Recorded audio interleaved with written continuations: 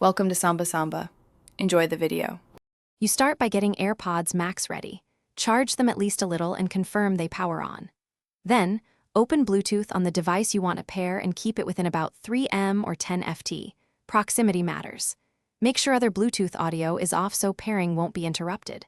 Once done, locate the noise control button on the right ear cup. Press and hold it to enter pairing mode. The LED near the digital crown will flash white to show readiness. On your phone, tablet, or computer, scan available Bluetooth devices and look for AirPods Max. Tap or click to connect. You may have to confirm a prompt or allow permissions for calls and media, so accept those. While pairing, maintain the hold on the noise control until the white LED appears, then release. The device will proceed to exchange keys securely.